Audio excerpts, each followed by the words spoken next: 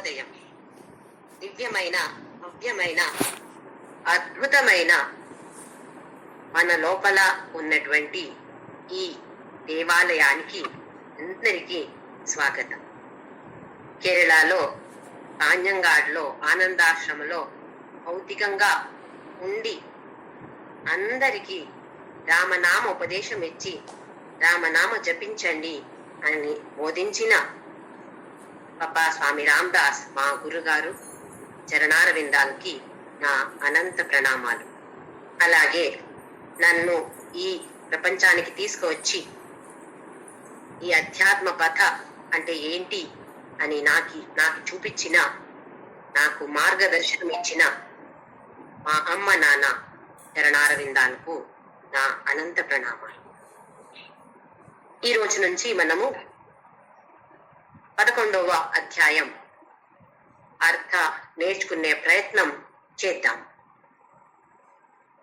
దాని ముందు ఈ పరిస్థితి ఎందుకు వచ్చింది, మహాభారత యుద్ధ లేదా ఈ భగవద్గీత ఈ పరిస్థితి ఎందుకు వచ్చింది అందరికీ తెలుసు.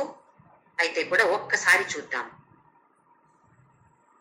దుర్యోధనుడు పాండవులకి వాళ్ళకి ఉండిన హక్కు, అది వాళ్ళ రాజ్యం వాళ్ళకి ఇవ్వాల్సింది, కానీ ఇవ్వడానికి సిద్ధంగా లేడు. కొంచెం కూడా ఇవ్వను నేను అని చెప్పినప్పుడు శ్రీకృష్ణ పరమాత్ముడే వస్తాడు చెప్పడానికి, వివరించడానికి. కానీ దుర్యోధనుడు అస్సలు వినిపించుకోవట్లేదు. కృష్ణ పరమాత్ముడు విశ్వరూప దర్శన చూపిస్తాడు అక్కడ దుర్యోధనుడికి. ఓవయ్యా, ఏదో మ్యాజిక్ చేస్తున్నావు నువ్వు అని చెప్తాడు. ఏ లాభం లేకుండా కృష్ణ పరమాత్ముడి వెనక వచ్చేస్తాడు. దుర్యోధనుడు అంటాడు, లేదు, నేను యుద్ధం చేయడానికి తయారుగా ఉన్నాను, కానీ కొంచెం కూడా ప్లేస్ ఇవ్వను, వాళ్ళకి ఇవ్వను, రాజ్యం వదిలేయండి, ఒక గ్రామం ఇవ్వను, ఒక ఇల్లు కట్టుకోవడానికి కూడా జాగం నేను ఇవ్వను అంటాడు దుర్యోధనుడు.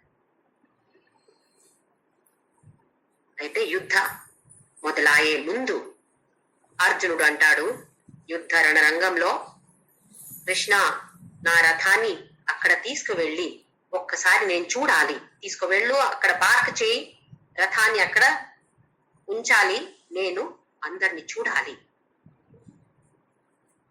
ఆ ఫస్ట్ అధ్యాయంలో అర్జున విషాద యోగ, అందరిని చూసి అయ్యో నా వాళ్లే, వీళ్ళు నేను చెప్పబోతున్నా, వీళ్ళతో నేను ఎలా యుద్ధం చేయాలి, అందరు పెద్దవాళ్ళు ఉన్నారు, చిన్నవాళ్ళు ఉన్నారు, గురుగారు ఉన్నారు, ఇందులో నేను వాళ్ళతో ఎలా యుద్ధం చేయాలి అని ఏడుస్తాడు, వాగుతాడు, ఏడుస్తాడు. కృష్ణుడు ఏమి చెప్పాడు, ఏమి ఒక్క మాట కూడా చెప్పలేదు కృష్ణుడు అప్పటి వరకు. లాస్ట్ లో 2వ అధ్యాయంలో నేను నీకు శరణు వస్తున్నాను, నువ్వు నాకు గురువే, నాకు చెప్పు, నేను ఏం చేయాలో, నాకు చాలా కన్ఫ్యూషన్ ఉంది, నాకు ఏం చేయాలో అర్థం అవట్లేదు, నువ్వు నాకు చెప్పు అని చెప్పిన తర్వాతనే కృష్ణుడు అశోచ్యానన్వశోచస్త్వం ప్రజ్ఞావాదాంశ్చ భాషసే గతాసూన గతాసూంశ్చ నాను శోచంతి పండితాః. చూస్తే పెద్ద పండితుడు అలాగే మాట్లాడుతున్నావు నువ్వు, కానీ నీ శోకం ఎలాగేడుస్తున్నావు, ఎవరి కోసం ఏడుస్తున్నావు, నా వాళ్ళు ఎవరు, నా వాళ్ళు ఎవరి కోసం నువ్వు ఏడుస్తున్నావు అర్జున. కొందరు వెళ్ళారు, ఇంకా కొందరు వెళుతూ ఉన్నారు. ఇక్కడ ఉండే వాళ్ళు ఎవరున్నారు, శాశ్వతంగా ఎవ్వరు ఇక్కడ ఉండరు భౌతికంగా.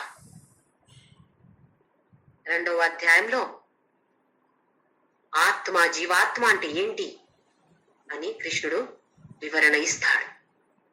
వాసాంసి జీర్ణాన్ని యథా విహాయ, ఎలా ఒక డ్రెస్ ని తీసేసి కొత్త డ్రెస్ వేసుకుంటావు అర్జున, అలాగే ఈ దేహం కూడా. నువ్వేమో అనుకుంటున్నావు ఈ దేహం అంటే పర్మనెంట్ అని అనుకుంటావు, శాశ్వతంగా ఈ దేహం ఉంటుంది అని అనుకుంటున్నావు కదా. లేదా దేహం వెళ్ళిపోతే, నాశమైపోతే నేను అనేది ఉండదు అని అనుకుంటున్నావు కదా. ఇది తప్పు, ఇది కాదు, ఇది అజ్ఞానం. నేను అంటే ఈ ఆత్మ. ఈ ఆత్మ ఇప్పుడు ఈ దేహంలో ఉంది. ఎప్పుడు ఈ దేహాన్ని వదిలేసి వెళ్తదో ఈ దేహం నాశం అయిపోతుంది.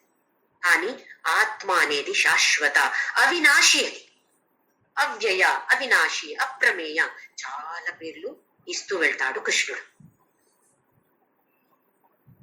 ఇంకా 3వ అధ్యాయం తరువాత 6వ అధ్యాయం వరకు కర్మయోగ అంటే ఏంటి, ఎందుకు ఇది కావాలి మనకు, దాన్ని వివరణ ఇస్తాడు. ప్రతి ఒక్కరు కూడా కర్మం చేస్తారు, చేయాల్సిందే, తప్పదు. నేనేమి పని చేయట్లేదు, నేను ఊరికే ఇంట్లో పండుకుంటాను, తింటాను, పండుకుంటాను. తినేది ఒక కర్మం, పడుకునేది ఒక కర్మం, లేసేది ఒక కర్మం, బాత్రూమ్ వెళ్ళేది, పాస్ పోసేది ఒక కర్మం. అంటే ఎవ్వరు కూడా కర్మం చెయ్యకుండా ఉండలేరు ఇక్కడ అర్జున. కానీ ఈ కర్మాన్ని కర్మయోగంగా మార్చుకోవచ్చు. ఇది నీ చేతిలో ఉంది. కర్మణ్యేవాధికారస్తే మా ఫలేషు కదాచన మా కర్మ ఫలహేతుర్భూ మా తే సంగోస్తు అకర్మణి. నీకు రైట్ ఉంది, హక్కు ఉంది. ఇందులో కర్మ చేసేది మాత్రమే. కర్మ ఫల దాని గురించి నువ్వు ఆలోచించకూడదు. నేను ఎగ్జామ్ రాశాను, పాస్ అవుతానో లేదో, పాస్ అవుతానో ఫెయిల్ అవుతానో, మంచిగా చదివి శ్రద్ధతో చదివి ఎగ్జామ్ రాయాలి. లేదా ఏ పని అయినా, ఒక ఉడిచే పని ఉండొచ్చు, అంట్లు తోమే పని ఉండొచ్చు, కుకింగ్ చేసే పని, ఏదైనా ఏ పని అయినా శ్రద్ధతో నీ పని చెయ్యి. ఇది మాత్రమే నీ రైట్. ఆ తరువాత ఆ ఫలం ఏంటి, ఆ కర్మం చేసిన ఫలం ఉంది కదా, నాకు ఏ ఫలం వస్తుంది దాని గురించి నువ్వు ఆలోచించొద్దు, బాధపడకూడదు, ఆలోచించకూడదు. చేసిన అన్ని కర్మాన్ని ఈశ్వరార్పణ బుద్ధి, ఇది ఇంపార్టెంట్. ఏ పని చేస్తే కూడా కృష్ణ నీ కోసం చేస్తున్నాను. వంట చేసి వడ్డిస్తాను, భర్త ఉండొచ్చు, పిల్లలు ఉండొచ్చు, లేదా ఎవరైనా ఉండొచ్చు. అప్పుడు ఒక్క భావన, ఎలాంటి భావన తీసుకురావాలి, మనకు అప్పటికే రాదు అది, మనము బలవంతంగా ఈ భావాన్ని తీసుకురావాలి. ఆ తరువాత అది న్యాచురల్ గా వచ్చేస్తుంది. ఏదైనా అంతే కదా, మనకు అభ్యాసం చెయ్యాలి. 100% ఎఫర్ట్ అయితే మనము చేయాల్సిందే. కృష్ణ, నా భర్త రూపంలో నువ్వే ఉన్నావు, నా పిల్లల రూపంలో నువ్వే ఉన్నావు కృష్ణ. నీకే నేను వడ్డిస్తున్నాను ఇక్కడ, నువ్వు తిను. ఈ దేహం, మా పిల్లల దేహం ద్వారా నువ్వు తింటున్నావు. ఈ ఒక్క భావన చాలు. ఏ పని చేస్తే, ఇల్లు ఎవరిది, ఇల్లు కృష్ణ నీ ఇల్లు. అది ఎట్లా, నా పేరు మీద ఉందే, అక్కడ రిజిస్ట్రేషన్ ఎవరి మీద చేశాను, ఎవరి పేరు మీద చేశాను, నా పేరు మీద చేశాను. నేను అంటే ఎవరు, అందరూ భగవంతుడే. ఇల్లు కృష్ణుడు ఇల్లే. ఇల్లు ఊడిస్తే ఎవరి ఇల్లు ఊడుస్తున్నాను, ఎవరి ఇల్లు క్లీన్ చేస్తున్నాను నేను. ఒక గుడికి వెళ్ళి ఏదో పెద్ద సేవ్ చేస్తాం మనం, ఊడ్చి అంతా అక్కడ క్లీన్ చేసి వస్తే, నేను ఆ దేవాలయం క్లీన్ చేస్తున్నాను, నేను టెంపుల్ వెళ్తున్నానండి, ఒక మంచి సేవ చేస్తున్నాను నేను, చాలా మంచిదే, చాలా సంతోషం. కానీ ఇంట్లో ఎలా ఉన్నాము, చేయగలుగుతున్నామా? అదే భావన ఇంట్లో కూడా ఉండాలి. ఎందుకంటే ఇల్లు అంటే కూడా ఒక మందిరమే, ఒక దేవాలయం, ఒక టెంపుల్. అది టెంపుల్ గా మనము మార్చుకోవాలి. ఉంది, అలాగే ఉంది, కానీ మనలో ఆ భావన లేదు. ఎందుకు? ఎప్పుడు చూస్తే వాళ్ళని తిట్టడం, వీళ్ళని తిట్టడం, అది ఉంటే అది ఎలా దేవాలయం అవుతుంది? మన చేతులు ఏముందో దాన్ని అన్ని చేస్తూ ముందుకు వెళ్ళాలి. ఇల్లు అంటే దేవాలయంగా మనము మార్చుకోవాలి. ఇది మన చేతిలో తప్పకుండా ఉంది. మనం ఏమనుకుంటాము, దేవుడి రూమ్ వెళ్ళి పూజ చేసి అభిషేకం నైవేద్యం అన్ని చేస్తాం. ఆ తర్వాత 1 గంట పూజ చేశాను నేను. ఆ తర్వాత ఇక్కడ వచ్చి ఫోన్ చేసి వాళ్ళని తిట్టడం వీళ్ళని తిట్టడం చేస్తే పూజ చేసిన లాభం అంతా శూన్యమైపోతుంది. అయితే ఫలం గురించి ఆలోచించకూడదు కదా. ఫలం గురించి ఆలోచించకూడదు, కరెక్ట్. అది భగవద్గీత తెలిసి ఉంటే, కొంచెమైనా అర్థమైంది అంటే వాళ్ళని తిట్టడం వీళ్ళని తిట్టడం అన్ని మనము చేయము. ఎప్పుడైనా బై మిస్టేక్ చెడ్డ మాటలు వస్తే అప్పటికప్పుడే గుర్తు వస్తే చాలా మంచిది. లేదంటే కొంచెం సేపు అయిన తర్వాత ఓహో నేను ఏం నేర్చుకున్నాను భగవద్గీతలో, కానీ ఏం చేస్తున్నాను నేను. కంఠపాఠం చేసేది ఈజీ, అర్థం చేసుకునేది కొంచెం కష్టం, అని అది ఆచరణలో తీసుకురావడం అది చాలా చాలా కష్టం. అది కష్టమని వదిలేద్దామా? కాదు, ప్రయత్నం చేస్తూ చేస్తూ చేస్తూ ముందుకు వెళ్ళిపోవాలి. రోజు ప్రతి క్షణం నేనేం చేస్తున్నాను. మనం ఏం చేస్తున్నాము అంటే వేరే వాళ్ళని అనాలిసిస్ చేస్తాం. వాళ్ళు ఎందుకు ఇలా చేశారు, ఇట్లా చేయాల్సింది కదా, ఎందుకు ఇట్లా మాట్లాడారు నాతో, ఇలా మాట్లాడొచ్చా వాళ్ళు ఎలా మాట్లాడతారో చెప్పడానికి మనం ఎవరు? నేను ఎలా మాట్లాడాలో అని అది నా కంట్రోల్లో ఉంది, నేను చూసుకోవాలి. వేరే వాళ్ళు ఎలాగైనా ఉండని నా మనసు మాత్రం నిర్మలంగా ఉండాలి, ప్రశాంతంగా ఉండాలి. దానికి నేనేం చేయాలి? ప్రపంచాన్ని మనము మార్చలేము, కానీ మన మనసుకి ట్రైనింగ్ ఇస్తూ ఇస్తూ అభ్యాసం చేస్తూ చేస్తూ చేస్తూ మనస్సుని నిర్మలంగా పెట్టుకోవాలి, ప్రశాంతంగా పెట్టుకోవాలి. మనం ఇలా ఈశ్వరార్పణ బుద్ధితో అన్ని పనులు చేస్తే కర్మయోగంగా మారుతుంది. ప్రతి కర్మయోగంగా మారుతుంది. అప్పుడు మనసు నిర్మలంగా తయారవుతుంది. అలాగే ఇంకొక పాయింట్ అందులో ఈశ్వర ప్రసాద బుద్ధి. ఏవి అయితే కూడా నా జీవితంలో ఎలాంటి పరిస్థితి వస్తే కూడా ఇది నాకు కృష్ణ పరమాత్ముడు ఇచ్చే ఒక ప్రసాదం. నా మంచి కోసం ఉండొచ్చు, కష్టం ఉండొచ్చు, దుఃఖం ఉండొచ్చు, సుఖం ఉండొచ్చు, ఏదైనా నా కోసం కృష్ణ పరమాత్ముడు నాకు ఇస్తున్నాడు. ఇది నాకు టెస్ట్. ఎస్పెషల్లీ ఎట్లా అంటే ఏదో చాలా కష్టంగా ఉంది పరిస్థితి అంటే అనుకుంటాం కదా, ఎన్నోసారి విష్ణు సహస్రనామ పాడాను, లలిత సహస్రనామ పాడతాను, కానీ ఏమైందండి, ఏ లాభం అయిందండి? దేవుడు అస్సలు చూడట్లేదు. దేవుడు చూస్తూ ఉంటాడు. మనము విష్ణు సహస్రనామ పాడినప్పుడు ఎలా పాడాము? విశ్వం విష్ణుర్వషట్కారం నోట్లు చెప్తుంటాం, పని కూడా చేస్తూ ఉంటాం, కానీ మనస్సు ఎక్కడ ఉంటుంది? నిన్న వాళ్ళు నాకు ఇలా చెప్పారు కదా, వాళ్ళు నేను ఇలా తిడతాను, రేపు వాళ్ళు దొరకని నాకు, వాళ్ళతో కాకపోతే వేరే వాళ్ళతో కూడా చెప్తాము, వాళ్ళ గురించి చెడ్డగా మాట్లాడతాం. దాని గురించి ఆలోచన మనస్సంతా అక్కడ ఉంది, కానీ నోరేం చేస్తుంది? విశ్వం విష్ణుర్వషట్కారో అని చెప్తుంది. కొంచెం లాభం ఉంది, కానీ చాలా తక్కువ. అలా చేస్తే చాలా తక్కువ. అదే మనము విశ్వం అది అర్థం తెలీదు, ఇది ఎవరి గురించి అని తెలుసు కదా, ఆ విష్ణు పరమాత్ముడు గురించి మనం పాడుతున్నామని తెలుసు కదా, ఆయన ఒక రూపం మనకు తెలుసు, ఫోటో చూసి విగ్రహం చూసి మనకు తెలుసు.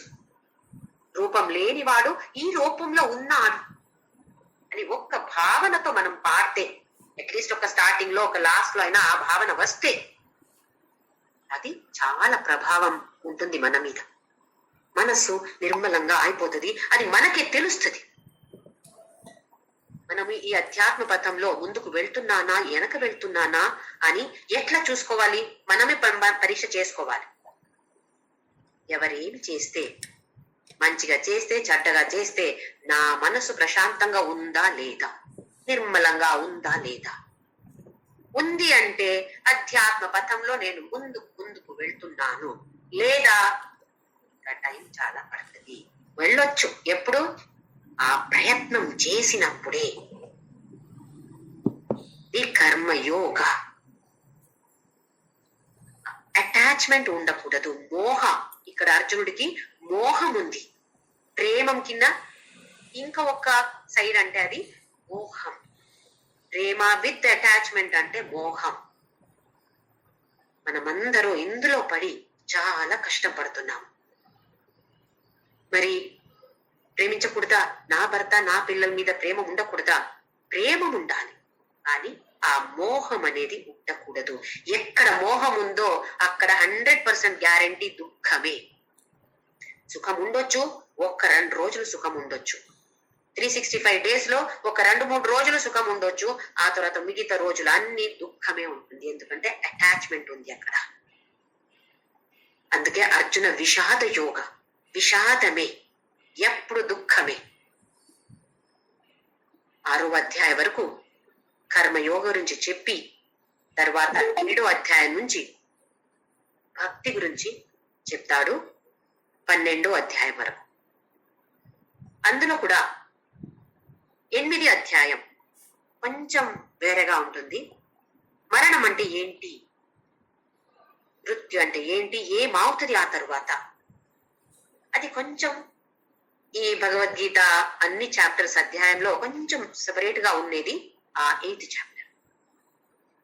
ఇంకా 7, 9, 10 వరకు మనం చూసాము. అందులో ఈ సృష్టికర్త నేనే అర్జున. రసోహమప్సు కౌంతేయ ప్రభాస్మి శశి సూర్యయోః ప్రణవ సర్వ వేదేషు శబ్దఖ్యే పౌరుషం ఋషు. రసోహమప్సు కౌంతేయ. రస నేనే, ఆ ఆప అంటే వాటర్, అన్ని నేనే. పంచభూతాలు అని అనుకుంటావు కదా అర్జున, అది ఎవరు? అది నేనే. మనస్సు అది నేనే. ఇంద్రియాలు అది నేనే. ఈ సృష్టికర్త నేనే. ఈ ప్రపంచమే నేనే. ఆ ప్రపంచమే విశ్వరూప దర్శనంగా చూపిస్తాడు. 10వ అధ్యాయంలో విభూతి యోగంలో పెద్ద మౌంటైన్, మేరు పర్వతం అది నేను. పెద్దది ఏముందో అది నేను, ఇది నేను అంటాడు భగవంతుడు. అంటే చిన్నది అర్జునుడు భగవంతుడు కాదా? ఎందుకు అలా చెప్పాడు అంటే, మనకెప్పుడు కూడా ఏదో ఒక పెద్దది కనిపిస్తే ఇమ్మీడియట్ గా మనము ఓహో ఎంత పెద్దగా ఉంది అని మన మనసు అక్కడ వెళ్ళిపోతుంది. అదే ఏదో చిన్నది ఉంటే దానికి దృష్టి పెట్టము. మనని ఒక ఆకర్షణ చేయడానికి కోసం పెద్ద పెద్ద విషయాల గురించి చెప్పి అది నేను అర్జున అంటాడు. చిన్న చిన్నవి ఏముందో దాని గురించి ఏమి మాట్లాడలేదు విభూతి యోగంలో. అది ఒక ఆడియో ఇచ్చినట్టు. మనకెప్పుడు కూడా ఏదైనా వింటూ ఉంటే అర్థమవుతుంది, కానీ వీడియో చూస్తే ఇంకా ఎక్కువ మనసులో రిజిస్టర్ అవుతుంది, ఉండిపోతుంది. ఒక రెసిపీ ఉండొచ్చు, ఒక బర్ఫీ ఎలా చేయాలి ఎవరో చెప్తే ఆహాహా అంటాము. ఇంటికి వచ్చి అవునా ఇలాగా మర్చిపోయానే అని అనిపిస్తుంది.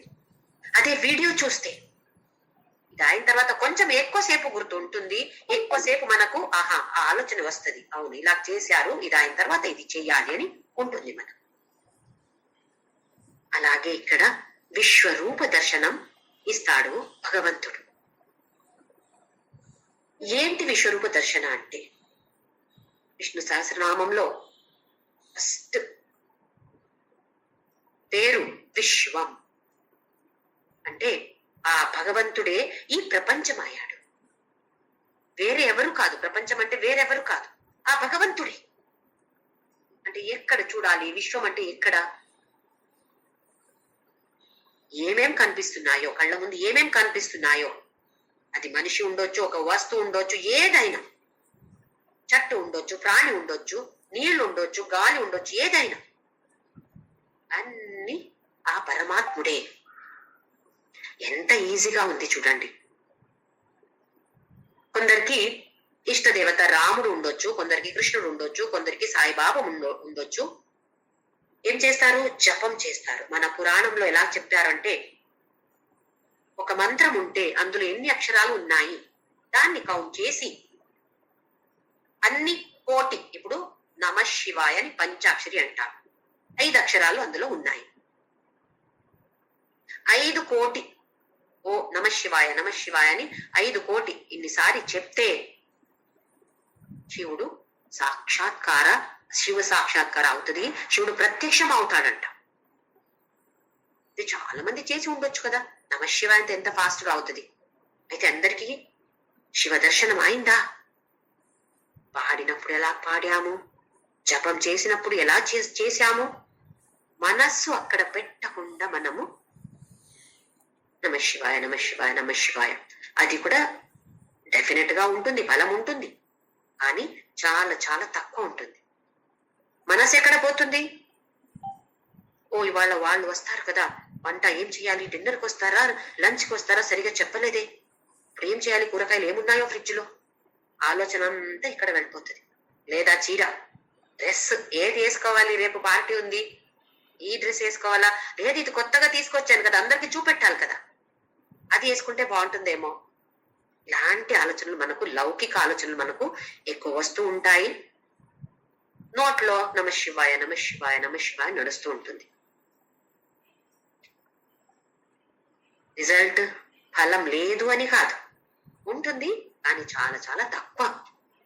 అదే మనస్సుని అక్కడ పెట్టి శివుడి మీద పెట్టి మనం పాడితే రాకెట్ అలాగా అక్కడ శివుడి దగ్గర వెళ్ళిపోవచ్చు. ఇంకా కృష్ణ పరమాత్ముడు నాకు కనపడాలి, నాకు కృష్ణ పరమాత్ముడే ఇష్ట దేవత, నాకు కనపడాలి కనపడాలి కనపడాలి అని ఉంటే ఏదో ఓం నమో భగవతే వాసుదేవాయ లేదా కృష్ణాయ నమః ఏదో చెప్పి జపం చేసి కృష్ణుడికి ఒక ఆహ్వానం, ఆమంత్రణం ఇవ్వాలి. ప్లీజ్ రా, నాకు కనపడు, ఒక్కసారి నాకు కనిపిస్తే చాలు అని చెప్తాము. సరే వస్తాడు కృష్ణుడు, చాలాసారి జపం చేశాం మనము, సంతోషంగా కృష్ణుడు వస్తాడు. ఎంతసేపు ఉంటాడు? కొంచెంసేపు. ఏం వరం కావాలి నీకు అడుగుతాడు. మనకేం కావాలి? పిల్లలకి ఇక్కడ ఐఐటి సీట్ రావాలి, పిల్లలకి పెళ్లి కావాలి, మనవరాలు మనవడు పుట్టాలి, లేదా ఒక నగ కొనాలి, డబ్బు ఇవ్వట్లేదు హస్బెండ్, అది కావాలి. ఇలాంటి కోరికలు ఉంటాయి. ఆ కోరికల్ని అక్కడ కృష్ణుడి దగ్గర చెప్తాము. ప్లీజ్ ఇలా ఒక చేసే, తథాస్తు అంటాడు. పిల్లలకి పెళ్లి సరే తథాస్తు అన్నాడు, అయింది, పిల్లలకు పెళ్లి అయింది. ఆ తర్వాత మన ప్రాబ్లమ్స్ ఎండ్ అవుతుంది అక్కడ? లేదు కదా. కృష్ణుని చూసి ఏం లాభం అయింది మనకు? ఏం అడిగాము? ఇందులో అంటారు కదా, ఆయారాం గయారాం, వచ్చాడు వెళ్ళాడు. కృష్ణుడు రాలేదు, వచ్చాడు వెళ్ళాడు, ఏమైంది? ఏమీ కాలేదు. మనం అలాగే ఉన్నాము. మన కోరిక అక్కడ ముందు పెట్టాము, ఆయన తథాస్తు అన్నాడు, అయిపోయింది. నాకేం కావాల్సిందో అది అయింది. ఆ తర్వాతది మళ్ళీ యథాస్థితి మనది. ఇప్పుడు ఇక్కడ ఈ విశ్వరూపానికి ఏ జపం అవసరం లేదు. ఇన్విటేషన్, కృష్ణ ప్లీజ్ రా రా రా అని చెప్పే అవసరమే లేదు. ఎందుకు? ఉన్నాడు ఆల్రెడీ, ఇక్కడ మన ముందే ఉన్నాడు, మనం చూడట్లేదు. ఎలా చూస్తున్నాం మనము? ఈ భౌతిక దైహికమైన ఈ కళ్ళల్లో ఏం చూస్తున్నాము? ఒక వస్తు చూస్తున్నాము, ఒక వ్యక్తిని చూస్తున్నాము.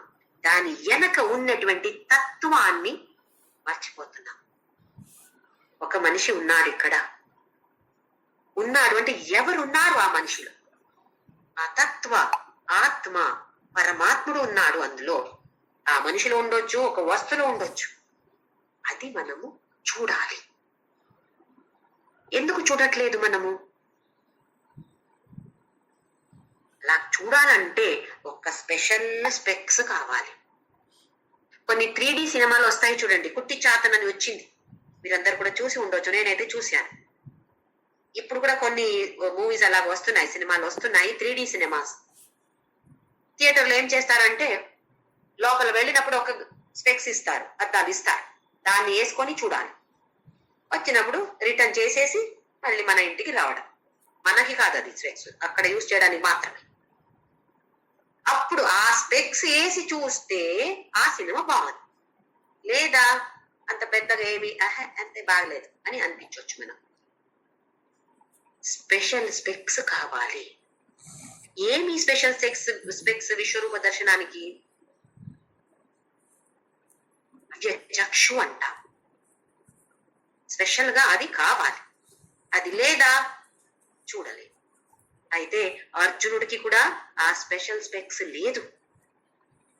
అందుకే ప్లీజ్ ఒక్కసారి నేను చూస్తాను నిన్ను విశ్వరూప దర్శన, నాకు ఒక్కసారి ఇవ్వు అని అంటాడు. ఎవరికి? అక్కడ దగ్గరే ఉన్నాడు, చాలా చాలా క్లోజెస్ట్ ఫ్రెండ్, కజిన్, నేను అత్త కొడుకు. కానీ విశ్వరూప కనపడలేదే. భౌతిక దేహం, కృష్ణుడిది భౌతిక దేహం చూశాడు, కానీ వెనక తత్వ చూడలేదు. అందుకే విశ్వరూప దర్శన నాకు కావాలి అని అడగాల్సి వచ్చింది. ఈ దివ్య చక్షు ఏంటో అంటే మన మనస్సుని నిర్మలంగా చేయడం, ప్యూరిఫై ద మైండ్.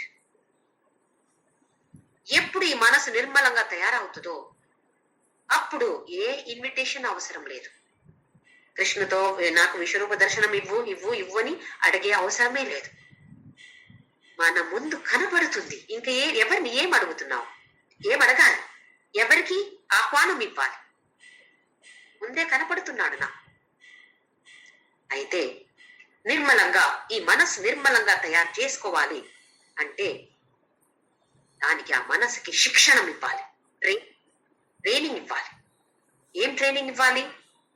రోజు పొద్దున లేసి బ్రష్ చేస్తాం,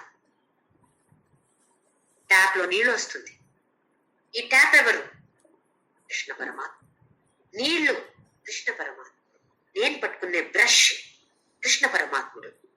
టూత్ పేస్ట్ వేస్తున్నాను, అది కృష్ణ పరమాత్ముడు. బ్రష్ చేస్తాను, చేసేది ఎవరు?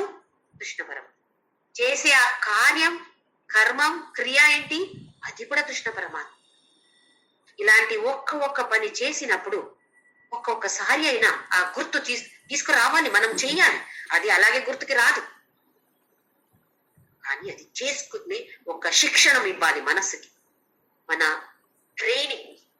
ఒక్క పాట పాడాలంటే ఎన్నిసార్లు ప్రాక్టీస్ చేస్తాం ఇంట్లో. అది గ్రూపులు అంటే అమ్మో ఎంత భయమో. వద్దండి నేను ఇంకొకసారి పాడతానండి, ఇప్పుడు బాగాలేదండి స్వరం, ఏమేమో ఎక్స్క్యూజెస్ ఇస్తాం. ప్రాక్టీస్ చేశాను అయితే కూడా భయం. ఎందుకు? ప్రాక్టీస్ ఇంకా కంప్లీట్ కాలేదు. అది కంప్లీట్ అయింది అంటే మనకు ఒక విశ్వాసం ఉంటుంది, నేను పాడగలను అని ఒక విశ్వాసం ఉంటుంది. ఈ దివ్య చక్షుని మనమందరూ కూడా ప్రయత్నం చేసి రోజు ఎన్నిసారి మనము ఆ మైండ్ ని ట్రైన్ చేయగలుగుతామో అన్నిసారి చేయాలి. అంట్లు తోముతూ ఉన్నా, ఈ ఇది గిన్నె కాదు, కృష్ణ పరమాత్ముడు. సోపు కాదు, కృష్ణ పరమాత్ముడు. ప్రతిసారి ప్రతి ఒక్క కార్యం చేసినప్పుడు ఇలా మనము గుర్తుకి తీసుకువస్తే విశ్వరూప దర్శన చాలా సులభంగా అయిపోతుందంట. అయితే మనమందరూ ఎందుకు ప్రయత్నం చేయకూడదు? ఆ కృష్ణ రామ అని పెద్దగా జపం చేసి ఎన్నో కోట్ల సారి చేయాలంట. ఆ తరువాత వస్తాడో లేడో అది కూడా పెద్ద క్వశ్చన్ మార్క్. ఏమీ అవసరం లేదు, ఏ జపం అవసరం లేదు. కానీ మనస్సుని ట్రైనింగ్ శిక్షణ చేస్తూ అభ్యాసం చేస్తూ ఉంటే ఎంత ఈజీగా విశ్వరూప దర్శనం అయిపోతుంది. అయితే మనము కూడా ఇక్కడ కృష్ణుడు అర్జునుడికి ఏం బోధిస్తాడో అది చూద్దాం. 11th chapter. ఓం శ్రీకృష్ణ పరబ్రహ్మణే నమః. అథ శ్రీమద్ భగవద్గీత ఏకాదశోऽధ్యాయః. విశ్వరూప దర్శన యోగః. అర్జున ఉవాచ మదనుగ్రహ్య పరమం గుహ్యమధ్యాత్మ సంజ్ఞితం యత్వయోక్తం వచస్తేన మోహోయం విగతో మమ. ఈ శ్లోకంలో 2వ అధ్యాయం నుండి 6వ అధ్యాయం వరకు కృష్ణుడు ఏం చెప్పాడు, ఏం బోధించాడో దాని గురించి అర్జునుడు చెప్తున్నాడు కృతజ్ఞతాపూర్వకంగా.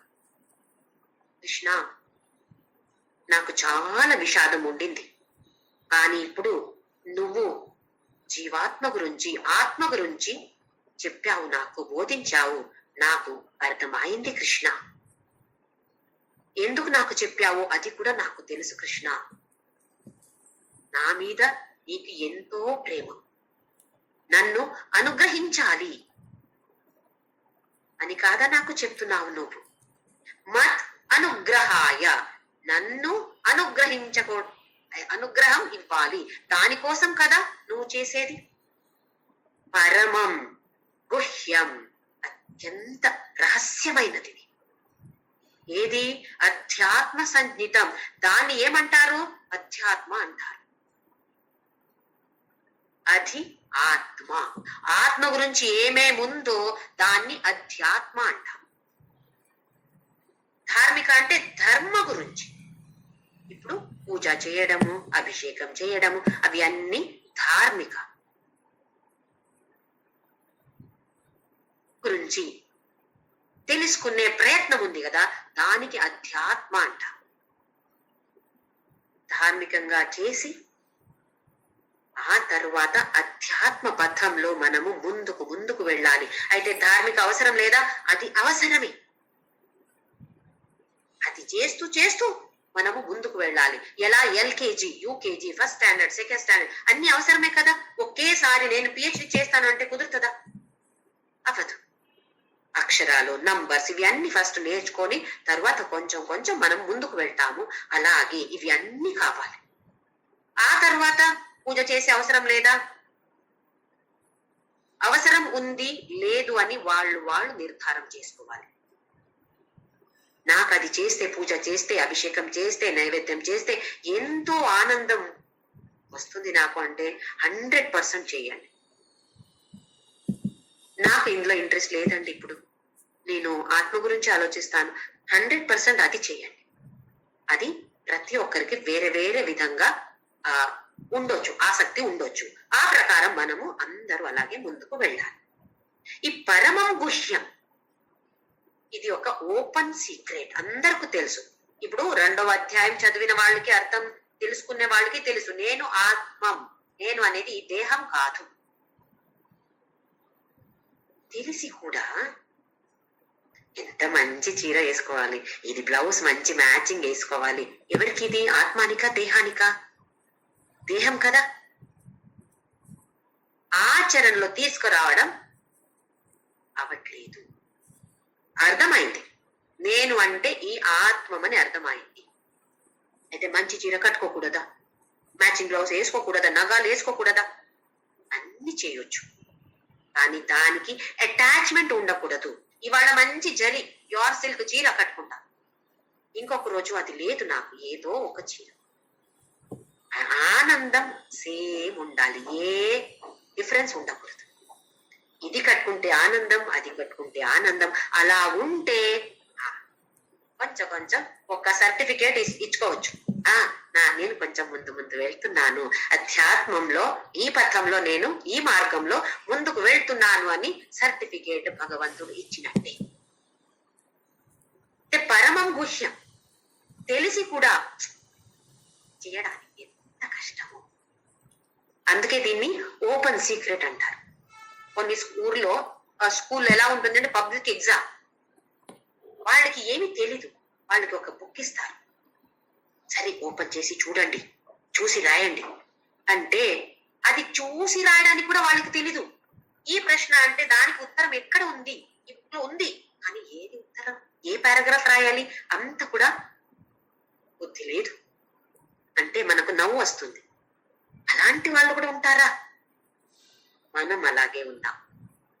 మనకు తెలుసు కదా, భగవద్గీత చదువుతున్నాము, అర్థం నేర్చుకుంటున్నాము, కానీ ఆచరణలో ఎంత మనం ప్రయత్నం చేస్తున్నాము. నాకు అన్ని చాప్టర్స్ బయాట్ రావచ్చండి. ఎంత గొప్పగా చెప్పుకుంటాం, ఎంత అహంకారం అది. అన్ని నాకు తెలుసు, అర్థం కూడా తెలుసండి. నేను అక్కడ వెళ్ళాను, వాళ్ళది అక్కడ ఉండింది, సత్సంగం ఉండింది, నేను అక్కడ వెళ్ళి అన్ని నేర్చుకున్నానండి. ఒకసారి స్వామి చిన్మయానంద ఎవరో ఒక డివోటి వచ్చారంట, వచ్చి చెప్పారంట, 25 సంవత్సరాల నుండి నేను రోజు భగవద్గీత ఒక చాప్టర్ చదువుతున్నాను, పారాయణం చేస్తున్నాను స్వామిజీ, కానీ ఏ లాభం లేదు, ఏమి డిఫరెన్స్ నాకు పెద్దగా ఏమి అనిపించట్లేదు అని అన్నారంట. అయితే ఆ స్వామీజీ గారు అడిగారంట, you have chanted Bhagavad Gita so many times, how many times did Bhagavad Gita go through you? మీరు చాలా సారి చెప్పారు, చాంటింగ్ చేశారు, పఠనం చేశారు, కానీ ఎన్నిసారి భగవద్గీత మీలో వచ్చింది? ఒక్క పాయింట్ అయినా మనము ఆచరణ తీసుకొస్తున్నామా? ఇది మనల్ని మనము ప్రశ్న చేసుకోవాలి. వేరే ఎవరు సర్టిఫికేట్ ఇచ్చే అవసరం లేదు, మనకు తెలుసు, మనమే అనలైజ్ చేసుకోవాలి. వేరే ఎవరు చేసే అవసరం లేదు, చేస్తే లాభం కూడా లేదు. వాళ్ళు చెప్పొచ్చు, ఆహా మీరు ఎంత మంచిగా పాడతారండి, మీకు అంత అర్థం వచ్చు కదా అంటే, ఇక్కడ ఆహా నేనే గ్రేట్, వాళ్ళకి ఎక్కువ నాకు తెలుసు, ఇది అహంభావం. ఇలా ఉంది అంటే మళ్ళీ కింద ఎన్ని ప్రదక్షిణ చేయండి, తిరుపతి వెళ్ళండి, అక్కడ ఆ గుడి వెళ్ళండి, ఈ గుడి వెళ్ళండి, కొబ్బరికాయ కొట్టండి, ఏం లాభం అవ్వదు. మన మనసుకి నేను అక్కడ వెళ్ళానండి, 108 ప్రదక్షిణ చేశానండి, చెప్పలు వేసుకోలేదండి, అలాగే నడిచానండి, ఎక్కడ తిరువన్నామలై గిరి ప్రదక్షిణ, చెప్పలు వేసుకోలేదు, కష్టమైంది కానీ చెప్పలు వేసుకోలేదు, ఏ లాభం అయింది? కొంచెమైనా మార్పు రావాలి, మన మనస్సులో మార్పు రావాలి, ప్రయత్నం చేయాలి. అలా చేయకూడదు ఇలా చేయకూడదు అని చెప్పట్లేదు, ఏ పూజ చేయకూడదు చేయాలి అని కాదు, చేసి చేసి మనము మనస్సుని నిర్మలంగా ప్రశాంతంగా పెట్టుకునేది, అది అభ్యాసం చేసుకోవాలి. అందుకే దాన్ని పరమం గుహ్యం అంటారు. ఇది ఎవరికి తెలుసు? జ్ఞాని అంటారు కదా, వాళ్ళకి మాత్రమే తెలుసు. ఎన్ని మంది జ్ఞానిలు ఉన్నారు? మనుష్యానాం సహస్రేషు కశ్చిత్ యతత్ సిద్ధయే యతతామపి సిద్ధానాం కశ్చిన్ మాం వేత్తి తత్వతః. 7th చాప్టర్ లో భగవంతుడు చెప్తాడు, మనుష్యానాం సహస్రేషు, సహస్ర మంది మనుషులు ఉన్నారు, కశ్చిత్ యతత్ సిద్ధయే, ఎవరు సిద్ధి పొందుతారు? ఎవరో ఒక్కరో ఇద్దరు. అందరికి ఏం కావాలి? ఎందుకు ప్రదక్షిణ చేశాను, ఎందుకు కొబ్బరికాయ కొట్టాను, ఎందుకు పూజ చేశాను? నాకు ఇలా జరగాలి, అది అవ్వాలి, ఇది అవ్వాలి, ఎన్నో కోరికలు. దానికోసం కదా మనం చేస్తున్నాం. కృష్ణుని మీద ప్రేమ ఉందా? లేదు అంటే ఒక్కసారి ప్రశ్న చేసుకోవాలి, నేనేం చేస్తున్నాను, దేనికోసం చేస్తున్నాను? ఇవాళ ఇది వచ్చింది అంటే నాకు మంచిదా లేదా కాదా తెలీదు కదా, ఆ భగవంతుడికే తెలుసు కదా. అయితే నేనెందుకు కోరిక ఇవ్వాలి, చెప్పాలి కృష్ణుడికి, నాకు ఇలా చెయ్యి అలా చెయ్యి కృష్ణ అని. అందుకే కృష్ణుడు అంటున్నాడు, పరమం గుహ్యం అధ్యాత్మ సంగీతం, దానికి పేరు అధ్యాత్మ. యత్వయోక్తం యత్ త్వయా ఉక్తం వచస్తేన, నువ్వు చెప్పావు కదా కృష్ణ, 2వ అధ్యాయం నుండి 6వ అధ్యాయం వరకు నాకు మంచిగా వివరణ ఇచ్చావు, ఇది తెలుసుకొని మోహోయం విగతో మమ, నా మోహం గత పోయింది, నాకిప్పుడు అలాంటి మోహం లేదు, తెలుస్తుంది నాకు నేను అంటే ఆత్మ, నేను ఎలా యుద్ధం చేయాలి, మా గురుగారితో ఎలా యుద్ధం చేయాలి అని ప్రశ్న ఉండింది. కానీ ఇప్పుడు నాకు తెలిసింది, ఆత్మమంటే శాశ్వతం, అవినాశి, అవ్యయ, ఎప్పటికీ శాశ్వతంగా ఉండేది, ఇది ఆత్మమే. ఇంకా రెండవ శ్లోకంలో, భవాప్యయౌ హి భూతానాం శ్రుతౌ విస్తరశో మయా పత్తః కమలపత్రాక్ష మాహాత్మ్యమపి చావ్యయం. భవ అప్యయ, భవ అంటే సృష్టి, అప్యయ అంటే లయ, నాశమయ్యేది. ఇవి రెండు కూడా భూతానా, భూత అంటే ఇక్కడ ఏది అస్తిత్వంలో ఉందో అన్ని, అది వస్తువు ఉండొచ్చు, ఏదైనా ఉండొచ్చు, మనిషి ఉండొచ్చు, ప్రాణి, చెట్టు ఉండొచ్చు, ఏదైనా ఇప్పుడు ఉందా, దానికి భూతాన్ని పేరు. అన్ని భూతాన్ని సృష్టి చేశావు నువ్వే, లయ చేసేది, నాశం చేసేది కూడా నువ్వే. అయితే ఎవరైనా మరణిస్తే మనం ఎందుకు ఏడవాలి? సృష్టి చేసిన ఆ భగవంతుడే కదా నాశం చేశాడు. ఎందుకు చేశాడు? ఎందుకు సృష్టి చేశాడు? ఎందుకు నాశం చేశాడు? ఆ ఆత్మానికి మంచిగా జరగాలి, దానికోసం కదా. అది మంచిదా చెడ్డదా నాకు తెలుసా? తెలీదు, ఆ పరమాత్ముడికే తెలుసు. అందుకే ఈ దేహాన్ని సృష్టి చేశాడు, ఈ దేహాన్ని నాశం కూడా అతనే కదా చేసేది. కృష్ణ, ఇది నువ్వు చెప్పావు 7th చాప్టర్ లో జ్ఞాన విజ్ఞాన యోగంలో నువ్వు చెప్పావు కృష్ణ. 9వ అధ్యాయంలో రాజ విద్య రాజగుహ్య యోగ ఇవన్నీ నేను తెలుసుకున్నాను. అవాప్యయౌ హి భూతానాం శృతౌ విస్తరశోమయ, నేను విన్నాను. ఇక్కడ శృత అంటే ఊరికే వినడం కాదు. కొన్నిసారి మనం కూడా అలా చేస్తాం చూడండి, వింటాము, ఎవరో చెప్పింది వింటాము. ఎట్లా వింటాము? ఇక్కడి నుంచి విని ఇక్కడి నుంచి వెళ్ళిపోతుంది అంటాము. అంటే ఇక్కడ ఏం రిజిస్టర్ కాలేదు, లోపల ఏం రిజిస్టర్ కాలేదు, ఏదో చెప్పారు వెళ్తుంది అంతే. దేన్ని అలా చేయాలి? ఎవరైనా నెగటివ్ గా మాట్లాడితే ఇక్కడి నుంచి విని అక్కడి నుంచి వదలాలి. మంచి మాటలైతే అది లోపలికి తీసుకువెళ్ళాలి.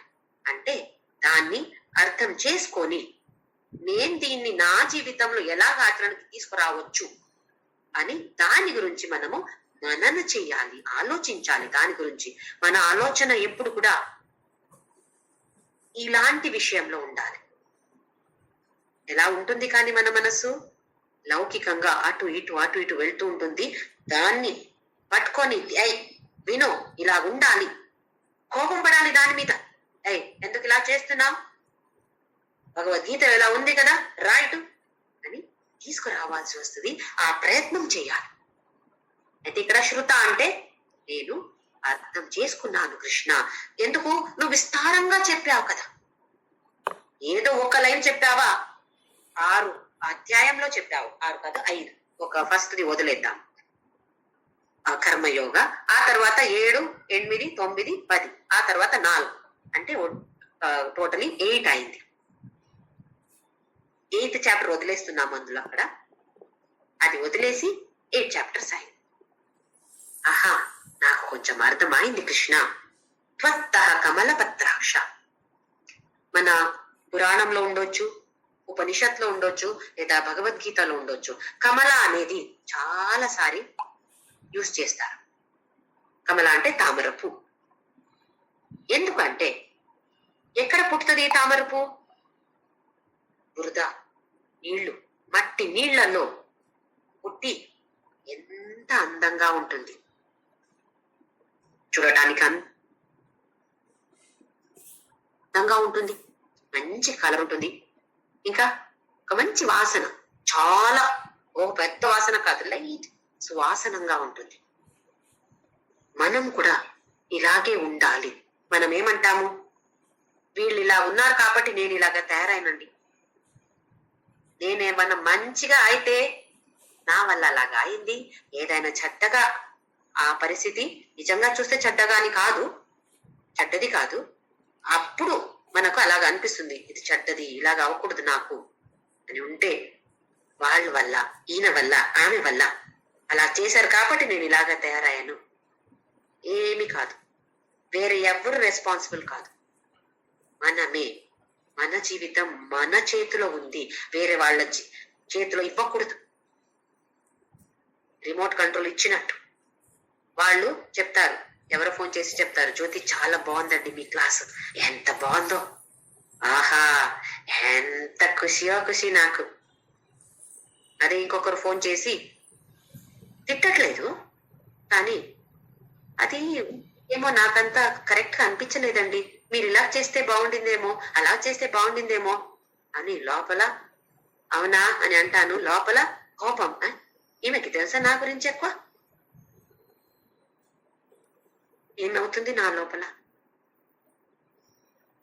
వాళ్ళు మాటల్ని మనసుకి తీసుకొని నా లోపల టీవీ ఛానల్ మారుతూ, ఒక్కసారి సంతోషం, ఒక్కసారి కోపం, ఒక్కసారి దుఃఖం. వేరే వాళ్ళ చేతిలో మనం ఎందుకు ఇవ్వాలి మన టీవీ రిమోట్ కంట్రోల్? నాది నా దగ్గరనే ఉండాలి. నా మనసు ఎలాగో వేరే వాళ్ళ మనసుని అనలైజ్ చేసే అవసరం లేదు.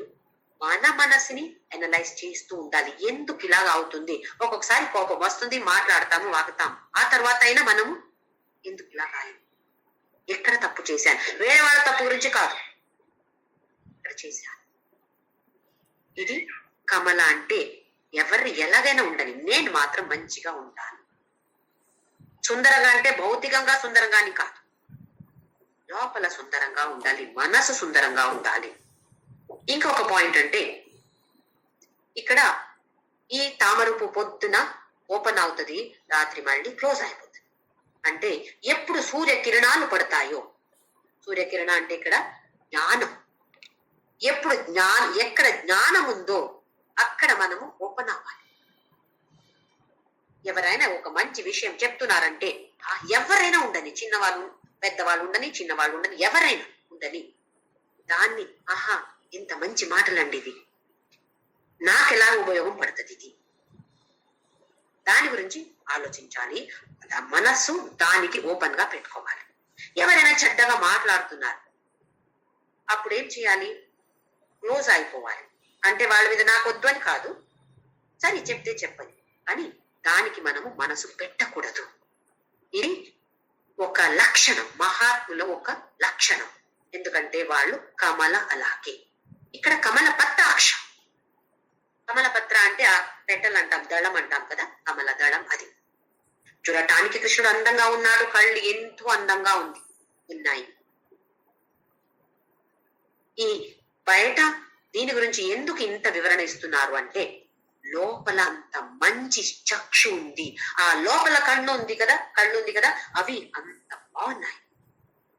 అది ఎలా తెలుస్తుంది? లోపల బాగుందా లేదని ఎలా తెలుస్తుంది అంటే, ఎవరైనా ఏదైనా తప్పు చేస్తే దాన్నే పట్టుకొని పెద్దగా చేసి అలా చేస్తే కమలపత్రాక్ష కాదు. మనమందరూ కూడా ఇలా తయారవ్వచ్చు, కమలపత్రాక్షయంగా తయారు అవ్వచ్చు. ఎట్లా? వేరే వాళ్ళలో ఏ దోషం ఉందో దాన్ని మనం పట్టించుకోకూడదు. ఎవరైనా ఏమైనా చెప్తే మనల్ని తిట్టితే కూడా, ఎందుకు ఇలా నాకు వచ్చింది, నేను ఎప్పుడో ఇలాంటిది చేశాను, అందుకే కదా నాకు అలాంటిది వచ్చింది. ఇలా మనము మన మనసుని అనలైజ్ చేసుకోవాలి, ఎందుకు ఇలాగ అవుతుంది. అప్పుడు కమల పత్రాక్ష. ఇక్కడ ఎందుకు కమల పత్రాక్ష అంటున్నాడు అంటే, అర్జునుడు ఎన్నో తప్పులు చేశాడు, దాన్ని పట్టించుకోకుండా ఏం చెయ్యాలో దాని గురించి, ఏం చెయ్యాలి నువ్వు అని అర్జునుడికి బోధిస్తున్నాడు కదా. లేదా మనం చేస్తాం చూడండి, నాకు అలా చేశారండి వాళ్ళు, నేను కూడా ఇలా చేస్తాను. కృష్ణుడు అలా కాదు కదా. అందుకే కమల పత్రాక్ష. మాహాత్మ్యం అపి చ అవ్యయం. నువ్వు 7th నుండి 10 అధ్యాయం వరకు నీ మహాత్మ గురించి చెప్పావు. నీ వర్ణన, నువ్వంటే ఎవరు? భవ అవ్యయ, అన్ని సృష్టికర్త, లయకర్త, అన్ని నువ్వే కృష్ణ. ఇది కూడా నువ్వు విస్తారంగా చెప్పావు. నేనెన్నో తప్పులు చేశాను కృష్ణ, కానీ దానికి ఏ వాల్యూ ఇవ్వలేదు. నేను శరణు అని చెప్పంగానే నాకు అన్ని విషయాలు నువ్వు బోధిస్తున్నావు. అవ్యయమైన నీ గురించి, ఇక్కడ నీ అంటే పరమాత్ముడా, భౌతిక దేహ కృష్ణ కాదు, పరబ్రహ్మ గురించి నువ్వు చెప్పావు కృష్ణ. నాకు అర్థమైంది. మోహోయం విగతో మమ, నా మోహం కొంచెం కొంచెంగా దూరం అవుతుంది కృష్ణ అని అర్జునుడు చెప్తున్నాడు. 3వ శ్లోకం. ఏవమేతద్యథార్థత్వం ఆత్మానం పరమేశ్వరం ద్రష్టుమిచ్ఛామి తే రూపం ఐశ్వరం పురుషోత్తమం. ఒకసారి పరమేశ్వర అంటాడు, ఇంకొకసారి పురుషోత్తమ అంటాడు. పరమేశ్వర అంటే మనము జనరల్లీ శివుడికి చెప్తాం. పురుషోత్తమ అని మర్యాద పురుషోత్తమ శ్రీరామ అంటే విష్ణు. పరమేశ్వర అంటే శివుడు, పురుషోత్తమ అంటే విష్ణు. ఇక్కడ వేదవ్యాసులు ఏమంటున్నారు అంటే ఇద్దరు వేరు వేరే కాదు, ఒకే పరబ్రహ్మతత్వ. పురుషోత్తమ చెప్పొచ్చు, పిలవచ్చు, పరమేశ్వర పిలవచ్చు, అందరూ సేమ్. పరమ ఈశ్వర, ఈశ్వర అంటే ఎవరు కంట్రోల్ చేస్తున్నారో, శ్రేష్టంగా కంట్రోల్ చేసే అతనే పరమేశ్వరు. పురుషోత్తమ, పురుష అంటే మళ్ళీ అస్తిత్వంలో ఏది ఉందో, ఇక్కడ ఏమి ఉందో. పురుష అంటే ఈ జెంట్స్ అని కాదు, అందరూ మనం కూడా పురుషులే. ఒక వస్తువు ఉండొచ్చు, అది కూడా పురుష. ఏమేమి ఇక్కడ అస్తిత్వంలో ఉందో దాన్ని అన్ని పురుష. భూతాన్ని చెప్పినట్టే ఇక్కడ పురుష. అందులో ఉత్తమ నువ్వు కృష్ణ, నువ్వు ఉత్తమ పురుషుడు, అందుకే పురుషోత్తమ. నువ్వేమేం చెప్పావో ఆత్మ ఏవమేత యథార్థత్వం, ఈ తత్వం నువ్వు చెప్పావు కదా. దేని గురించి? ఆత్మ గురించి నువ్వు చెప్పావు కదా. నాకు అర్థమైంది కృష్ణ, కానీ నాకిప్పుడు ఒక కోరిక ఉంది కృష్ణ. నువ్వు ఇన్నిసారి దాని గురించి చెప్తే నాకు ఆ ఒక్కసారి చూడాలి. ఏం చూడాలి? ద్రష్టుం ఇచ్చామి, చూడటానికి నాకు ఇష్టమా ఉంది. దేన్ని చూడాలి? రూపం ఐశ్వరం, ఈశ్వరీయ రూపం. అంటే ప్రపంచం అంతా నీలో ఉంది కదా, నువ్వు దాన్ని కంట్రోల్ చేస్తున్నావు కదా, అలాంటి రూపాన్ని నేను ఒక్కసారి దర్శన చెయ్యాలి అని నాకు ఎంతో ఆశ పుట్టుతుంది ఇప్పుడు కృష్ణ. నాకు చూపిస్తావా? కృష్ణుడు ఎదురుగా ఉన్నాడు, భౌతిక దేహంలో ఉన్నాడు, ఎంతో అందంగా ఉన్నాడు. కానీ ఇప్పుడు దాన్ని చూసి ఇప్పుడు ఏం చూడాలనిపిస్తుంది? ఆ విశ్వం అంతా నాలో ఉంది అన్నావు కదా, అది ఒక్కసారి నాకు చూపెడతావా అని 3వ శ్లోకంలో అర్జునుడు ఒక్క కోరిక ముందు పెడుతున్నాడు. 4వ శ్లోకం, మన్యసే యది తచ్చక్యం మయా ద్రష్టుమితి ప్రభో యోగేశ్వర తతో మే త్వం దర్శయాత్మానమవ్యయం. చూడాలంటే నాకు సాధ్యమా కృష్ణ? మన్యసే యది తత్ శక్యం, శక్య అనే వర్డ్ తెలుగులో కూడా ఉంది అనుకుంటా. సాధ్యమా కృష్ణ? అది నీకే తెలుసు. చూడటానికి నాకు ఆ అర్హత ఉందా లేదో, చూడగలుగుతానా కృష్ణ నేను? ఇది ప్రభో ద్రష్టుం ఇది, నేను చూడటానికి నాకు సాధ్యమా కృష్ణ?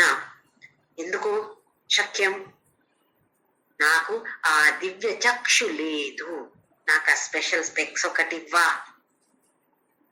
ఇక్కడ ఆ దివ్య చక్షు ఉండి ఉంటే ఈ మహాభారతం యుద్ధం, ఈ భగవద్గీత ఉండేదే కాదు, వచ్చేదే కాదు కదా.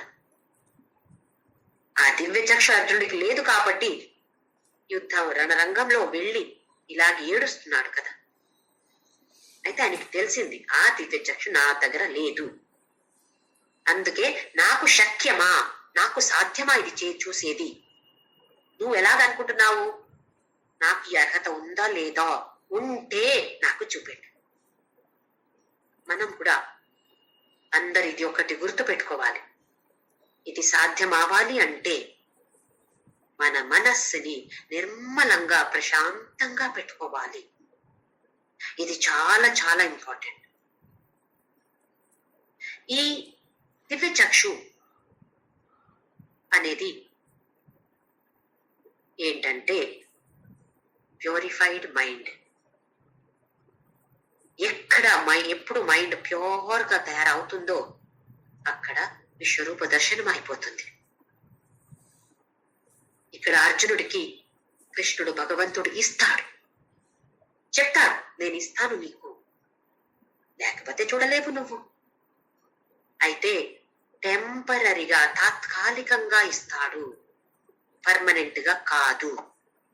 ఎందుకు? కర్మయోగ ఇంకా చెయ్యాలి అర్జునుడు. ఎప్పుడు కర్మయోగంలో పరాకాష్ఠ, అక్కడ హైయెస్ట్ లెవెల్ కి అందుతామో అప్పుడు మనకు ఈ ఈ విశ్వరూప దర్శనం అయిపోతుంది. ఎందుకంటే మనసు అప్పుడే నిర్మలంగా తయారవుతుంది. అప్పుడు వరకు కర్మయోగ చేస్తూ ఉండాలి. ఇది కృష్ణుడు ఇస్తాడు అర్జునుడికి తాత్కాలికంగా, టెంపరరీ. అది ఎట్లా తెలుసు మనకు టెంపరరీ మాత్రమే అని, పర్మనెంట్ కాదు అని ఎట్లా తెలుసు అంటే ఈ 18 చాప్టర్స్ భగవద్గీత విని తర్వాత మహాయుద్ధం జరుగుతుంది. అక్కడ పాండవులు గెలుస్తారు. ఆ తర్వాత రథం నుండి కింద దిగాలంటే అర్జునుడు అంటాడు కృష్ణుడి దగ్గర, కృష్ణ కింద దిగు అని.